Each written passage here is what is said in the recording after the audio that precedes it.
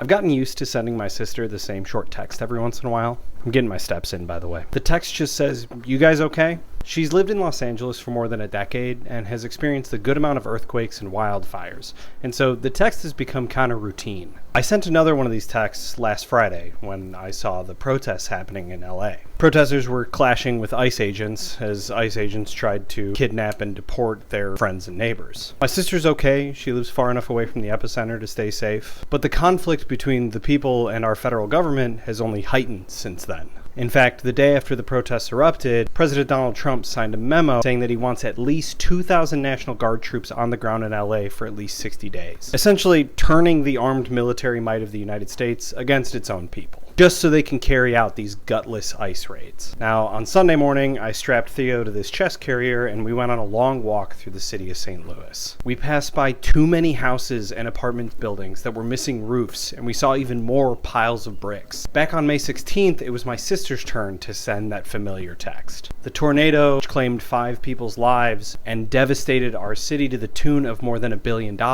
is notable for its destruction, but it's going to remain notable for its lasting impact. Almost 1 month later, recovery efforts have barely just begun, and both the city of St. Louis and the people's response are in desperate need of an infusion of cash and capacity. This is where the feds are supposed to step in. Disaster recovery is the rightful domain of FEMA, but their response has been slow-walked, and President Trump is only sending $71 million. And that's just not enough when there's over $1 billion in damages. Even Republican Senator Josh Hawley, who voted against funding FEMA last year, is begging the feds for help in St. Louis right now. The other tool at the federal government's disposal after a disaster is the National Guard. They can come in after a state declares a state of emergency, like Governor Kehoe did a few days after the tornado hit. But the federal government only deployed 40 National Guard members, and they're already gone, well before cleanup efforts are even close to being completed. The juxtaposition of the situations in Los Angeles and St. Louis shows that the federal government under the Trump administration has its priorities completely out of whack. They're more willing to deploy resources against their own people than in support of their own people. 2,000 National Guard troops in St. Louis would be a godsend.